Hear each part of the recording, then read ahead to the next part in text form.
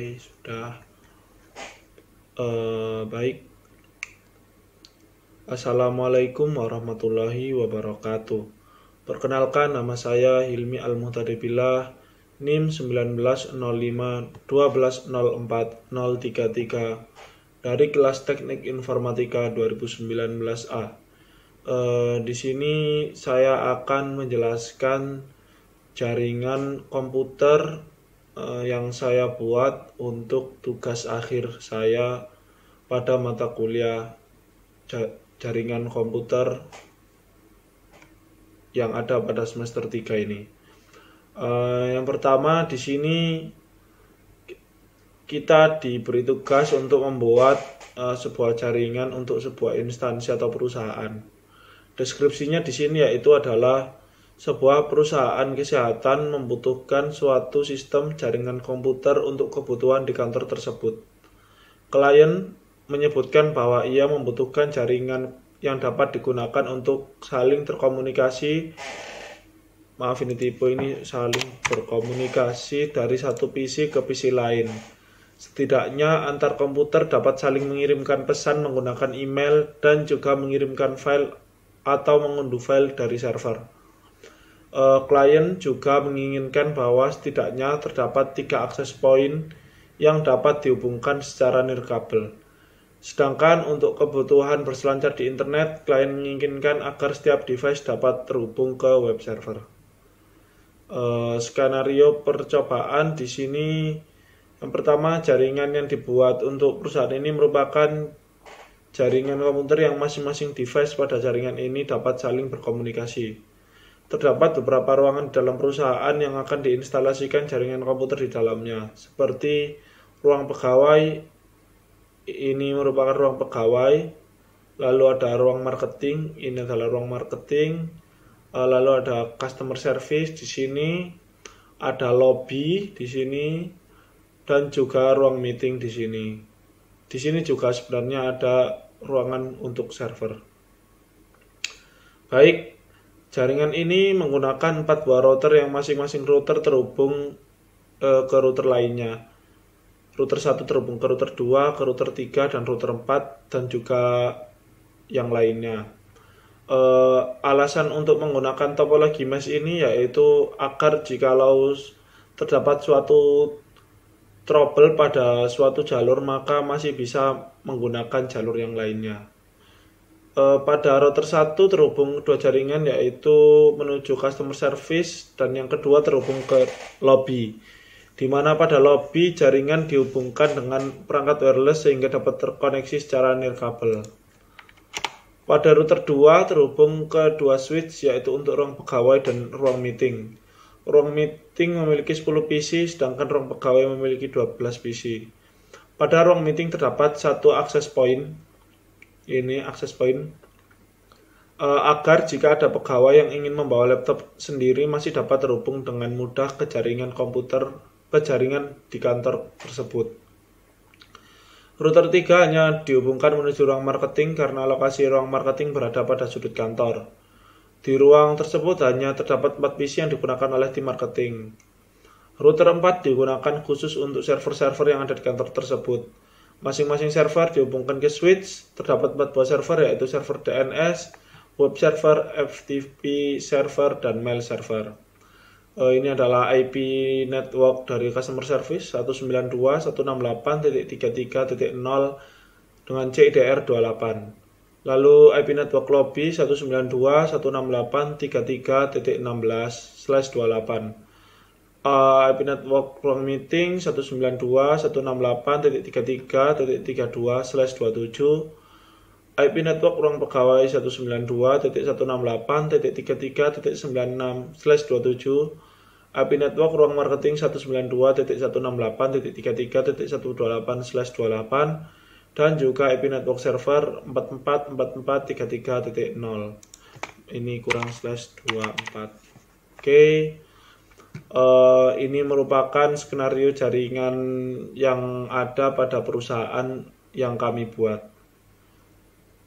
Langkah percobaan. Yang satu yaitu buat simulasi jaringan seperti gambar di atas, termasuk setting IP gateway, router, IP address PC, netmask PC, dan gateway PC. Baik, di sini akan saya buka, akan saya zoom out terlebih dahulu agar lebih mudah dilihat. Oke, seperti ini ya. Misal pada PC 1 ini sudah saya setting IP konfigurasinya, IP versi 4, subnet, gateway, dan juga DNS. Pada PC-PC lainnya juga sudah seperti ini. Yang ini menggunakan DHCP cara otomatis. Lalu ini misal juga sudah, ini juga sudah. Jadi semua device yang ada pada jaringan ini sudah saya konfigurasi. Selanjutnya yaitu selanjutnya jika jaringan seperti di atas sudah dibuat, maka saatnya kita melakukan routing pada tiap-tiap router. Yang pertama, memasukkan jaringan apa saja yang terhubung ke router tersebut. Masuk ke desktop, config, routing, RIP, lakukan seperti gambar untuk semua router. Baik, di sini pada router 1 kita masuk ke config, routing, RIP. Di sini saya sudah masukkan semuanya jaringan yang terdapat pada router 1. Lalu dimasukkan di sini, lalu kita klik add. Jika sudah, kita ke router 2. Ada jaringan apa saja. Begitu juga router 3 dan router 4. Kita cek di sini. Ya, sudah semua. Baik. Setelah itu masuk ke tab CLI dan ketikkan no auto summary version 2. CLI no auto summary dan version 2 seperti ini, lalu kita enter, lalu setelah itu version 2 seperti ini. Baik, lalu selanjutnya setelah melakukan routing, jangan lupa untuk simpan dengan masuk ke router, global, setting, save. Pertama, kita masuk ke router 1, config, global, setting, kita save. Lalu pada router 2 kita save, router 3 kita save, router 4 kita save. Mengapa kita perlu melakukan save ini? Karena setelah ini kita akan melakukan restart pada semua device yang ada pada jaringan ini. Dimana jika kita tidak menyimpan seperti tadi, maka semua konfigurasi yang telah kita lakukan akan hilang. Untuk merestart kita perlu melakukan shortcut yaitu ALT plus S atau dapat juga dengan menekan tombol power cycle. Di sini saya akan mencontohkan untuk merestart ALTS. Di sini kita pilih saja yes. Oke, secara otomatis semua device yang ada pada jaringan ini akan restart kembali. Bisa kita lihat di sini masih merah semua dan perlahan mulai menghijau. Oke,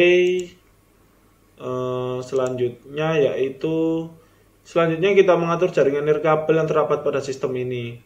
Ketuk access point yang ingin dikonfigurasi, selanjutnya atur SSID dan juga passwordnya. Kita contohkan saja pada access point yang ada pada ruang tunggu ini. Kita masuk konfigurasi, lalu port 1. Di sini kita bisa mengubah SSID dari access point ini. Kalau saya ini memakai WiFi 1, lalu kita juga bisa memilih untuk keamanannya, autentikasinya. Di sini saya memilih dengan metode WPA2PSK dengan password 123456778. Begitu juga dengan access point yang sama. Semua access point dilakukan dengan cara yang sama untuk konfigurasinya. Setelah itu, untuk terhubung ke jaringan tersebut, maka masuk ke device yang ingin dihubungkan pada access point, lalu masuk ke config wireless 0 dan masukkan SSID dan password sesuai dengan yang telah diatur pada access point tadi. Oke, kita ke sini, lalu misal ini smartphone, kita ke config, ada wireless 0. Nah, di sini kita masukkan SSID-nya sesuai dengan access point tadi dan juga passwordnya jangan lupa. Jika sudah, secara otomatis maka akan terhubung. Di sini tanda terhubung dengan tanda garis putus-putus. Ini artinya sudah terhubung. Oke. Untuk device yang ingin setting IP secara otomatis, kita dapat menggunakan DHCP server. Pertama, masuk ke menu service, DHCP pada server, lalu konfigurasi. Oke, ini ya, itu untuk mengatur IP. Kita masuk ke, misal pada smartphone ini kita tidak ingin melakukan konfigurasi IP secara statik, maka kita bisa menggunakan DHCP. Caranya yaitu yang pertama, kita buka DHCP servernya dulu. Kita masuk ke service, lalu pilih DHCP. Kita on-kan ini, service-nya ini, toggle-nya ini. Lalu kita atur di sini berapa default gateway-nya, berapa DNS-nya, lalu start IP address-nya berapa, subnet mask-nya. Lalu jangan lupa kita save. Setelah itu kita lihat di sini di modul, lalu masuk ke device ipconfig dan pilih DHCP. Kita akan coba, kita masuk ke sini, misal static kosong, lalu kita pilih DHCP. Nah, DHCP request successful. Secara otomatis IP address, subnet mask, default gateway, DNS akan terisi secara otomatis sesuai dengan yang kita konfigurasi pada DHCP server tadi. Selanjutnya, setelah proses ini kita akan menghubungkan device-device yang ada menuju server. Oleh karena itu, kita pastikan terlebih dahulu bahwa device sudah dapat terhubung ke web server, DNS server, FTP server, dan juga mail server. Uji beberapa device dengan melakukan ping seperti gambar di bawah. Oke, kita akan melakukan ping ke 4 server. Kita pilih secara acak saja PC ini misal, lalu kita melakukan ping ke 444433.1. Ini merupakan DNS server. Kita lihat apakah berhasil. Request timeout, sudah berhasil. Ini mendapatkan reply. Lalu selanjutnya kita ping ke 444433.2, yaitu web server. Kita lihat request timeout, mendapatkan reply sudah. Selanjutnya kita ping ke 444433.3, ini adalah FTP server. Kita lihat request timeout, reply berhasil. Setelah itu yang terakhir kepada mail server, yaitu ping 444433.4. Seperti biasa untuk awal ini untuk ARP, maka akan request timeout terlebih dahulu. Ya, berhasil juga. Selanjutnya, jika sudah dapat terkoneksi dengan semua server, maka untuk yang pertama kita akan mengkonfigurasi web server. Web server, kita masuk ke web server, service, HTTP, dan pastikan bahwa layanan HTTP dari web server sudah aktif seperti gambar. Oke, kita masuk ke web server, service, HTTP, sudah on keduanya seperti di gambar tadi. Lalu kita edit file index HTML dengan script berikut agar tampilan landing page dapat berubah atau bukan default. Oke, kita copy paste saja ini, lalu kita ganti index HTML. Sudah seperti ini. Kita save, teman-teman. Yes, kita pilih yes. Sudah. Setelah itu pada salah satu device, buka web browser lalu kunjungi 44.44.33.1. Jika berhasil, maka tampilannya akan seperti gambar di bawah berikut. Oke, kita akan ini saja, kita random saja, kita laptop, web browser, lalu 44.44.33.1 titik berapa tadi web? Oh, titik 2. Oke. Ya, berhasil. Ini adalah tampilan dari web Mitra Sehat, yaitu nama perusahaan yang kami angkat pada jaringan komputer kali ini. Setelah itu, agar tidak perlu mengingat alamat IP dari sebuah website, maka kita dapat mendaftarkan IP website tersebut ke DNS server agar dapat dikonversi menjadi URL. Dengan demikian akan lebih mudah diingat. Cara mendaftarkan IP tersebut yaitu dengan klik DNS server, lalu service, lalu kita pilih DNS. Lalu kita aktifkan dan juga pilih nama URL web tersebut dan juga alamat IP web tersebut. Jangan lupa untuk memilih tipe seperti gambar di bawah. Oke, cukup panjang. Kita masuk ke DNS server, service, lalu kita pilih DNS. Nah, di sini untuk alamat IP 44.44.33.1 sudah saya daftarkan. Oh, ini salah ya teman-teman. Harusnya ini 44.44.33.2. Oke, kita save terlebih dahulu. Sudah. Oke, ini harusnya sudah benar. Setelah itu kita close saja.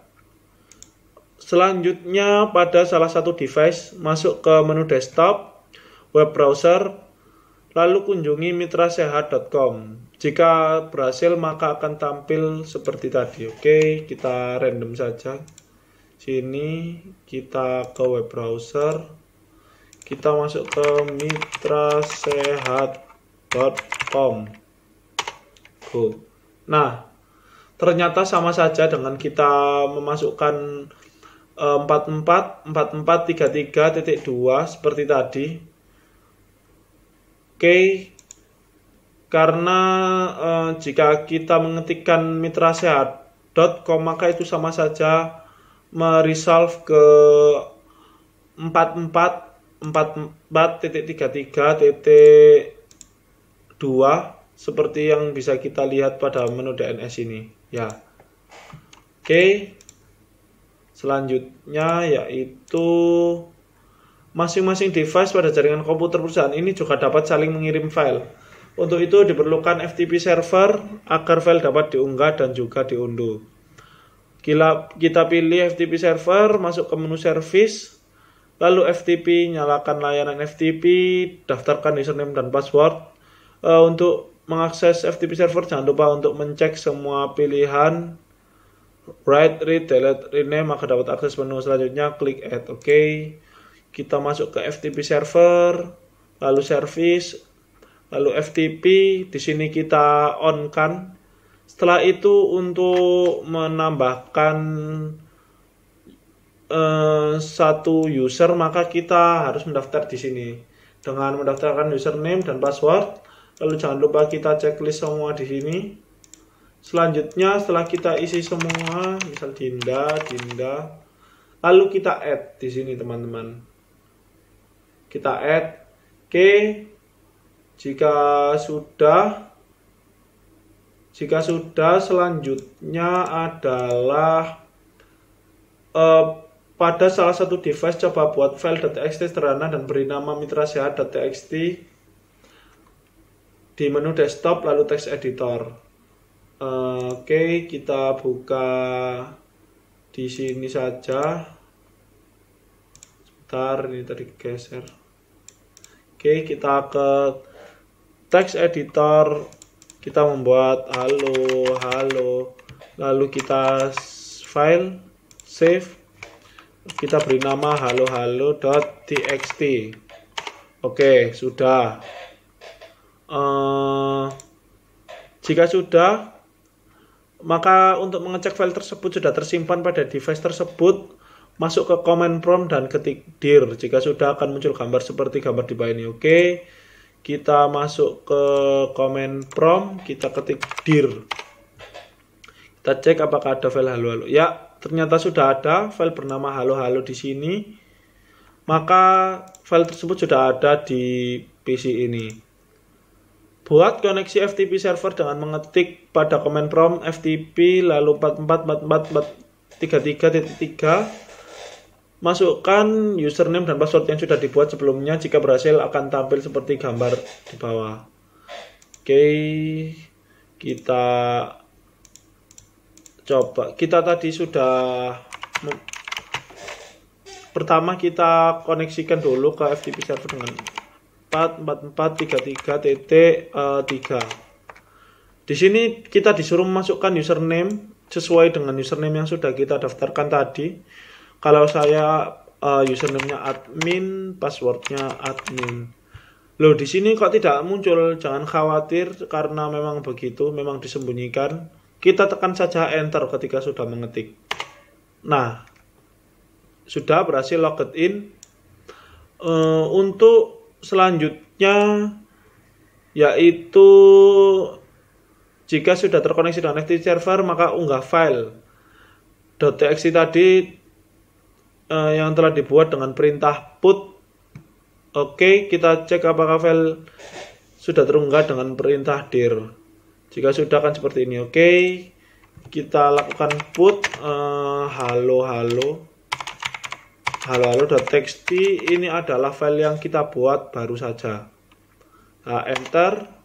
Oke, di sini ada alertnya transfer complete. Kita cek dengan mengetikkan dir. Dir ini merupakan direktori. Jika yang tadi ini, yang sebelumnya ini adalah direktori dari folder C, maka kali ini adalah direktori dari FTP server. Kita coba lihat. Nah, di sini ada banyak sekali. Ini bukan milik dari PC22 sendiri, namun ini merupakan milik FTP server. Ya, sudah berhasil terupload. Di sini terdapat tulisan halo-halo.txt. Ini adalah file yang baru saja kita buat. Oke, pada device lain lakukan koneksi pada FTP server dengan cara yang sama seperti poin 20. Kemudian lakukan unduh file dengan mengetik get pada command prompt device yang terhubung pada FTP server. Oke, kita close saja ini PC22, lalu kita random ke sini. Kita lakukan kita hubungkan ke FTP server dengan FTP 444433.3. Username-nya admin, password admin. Oke, login, kita lihat dir. Nah, untuk mendownload file halo-halo.txt dari FTP server ini, maka kita mengetikkan keyword get. Get halo-halo.txt. Enter. Oke, transfer complete, berhasil. Maka selanjutnya yaitu cek pada device tersebut apakah file sudah terunduh dengan mengetikkan dir pada command prompt. Oke, kita coba pada PC31 ini. Command prompt. Ini masih FTP ya teman-teman, kita exit dulu. Apa? Quit. Oke, sudah quit. Kita coba dir. Ya, ternyata file halo-halo.txt sudah berhasil kita unduh dari FTP server. Oke, selanjutnya agar dapat saling mengirim dan menerima email, maka kita akan memanfaatkan mail server yang terdapat pada jaringan ini. Langkah awalnya itu dengan mendaftarkan mail server pada DNS server. Oke, kita daftarkan dulu. Kita masuk ke DNS server. Lalu DNS, mana DNS ini? Service DNS. Oh, ini dia. Nah, di sini saya sudah mendaftarkan. Tapi di sini saya akan mencoba membuat lagi, misal apa ya di sini? Saya akan membuat lagi Oh jangan deh, kalau kita buat lagi maka ini akan ter-remove. Maka ya udah kita masukkan di sini domainnya, lalu di sini alamat dari mail servernya, lalu kita pilih tipenya record. Baik, jika sudah didaftarkan maka selanjutnya yaitu melakukan NS lookup terhadap domain yang sudah kita daftarkan tadi untuk melihat apakah berhasil di resolve. Oke, kita pilih random saja, ini kita NS lookup 4 bukan 4 tapi mitrasehatku.com. Ya, ternyata berhasil meresolve ke 44.44.33.4 yang merupakan milik mail server. Selanjutnya, buat 2 akun email pada mail server terlebih dahulu. Set domain name dan jangan lupa untuk mengaktifkan service email. Jika sudah, maka daftarkan nama dan password. Untuk menambahkan akun baru, klik ikon tambah. Oke, kita masuk ke mail server.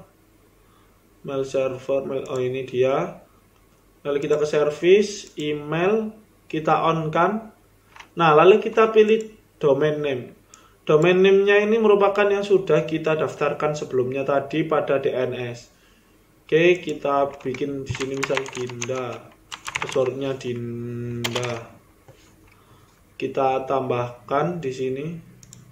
Oke, kita berhasil menambahkan 1 email baru. Setelah itu pada salah satu device gunakan salah satu akun tersebut untuk login di aplikasi email pada device tersebut. Pada device lain gunakan akun yang berbeda dan login di aplikasi email pada device tersebut juga. Oke, di sini kita buat 2 akun tadi sudah baru 1. Dinda dan juga siapa? Misal kita Rara. Passwordnya juga Rara. Oke, kita tambahkan sudah. Kita pilih PC ini saja. Kita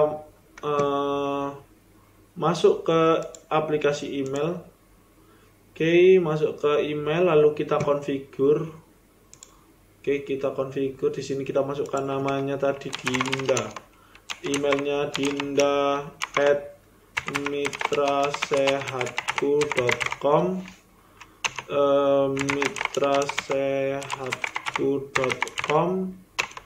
mitrasehatku.com. Ini kita copy saja.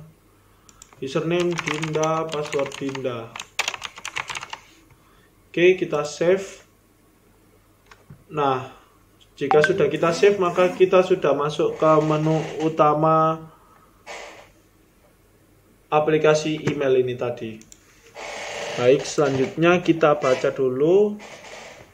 Untuk menulis pesan masuk ke aplikasi email, lalu klik compose, isi penerima email dan juga isi email. Untuk mengirimkan pesan, klik tombol send. Oke, kita masuk ke sini, lalu kita klik compose, kita kirim ke Rara. Rara@mitrasehatku.com. Subjeknya aku mencintaimu. Lalu isi emailnya, ini adalah pesan dari ini pengirimnya adalah siapa tadi? Dinda. Pesan dari Dinda. Jangan ini karena profesional maka halo mitra sehatku misal. Sehatku. Oke, jika sudah kita klik send. Nah, jika sudah kita send, selanjutnya apa? Selanjutnya kita lakukan pengecekan apakah email yang dikirimkan oleh akun pertama yaitu Dinda tadi sudah terkirim. Untuk menerima email maka klik tombol receive. Jika sudah maka reply email tersebut dengan klik tombol reply. Oke, pada device yang lain misal ini kita masuk ke aplikasi email. Kita konfigurasi dulu namanya Rara@mitrasehatku.com, lalu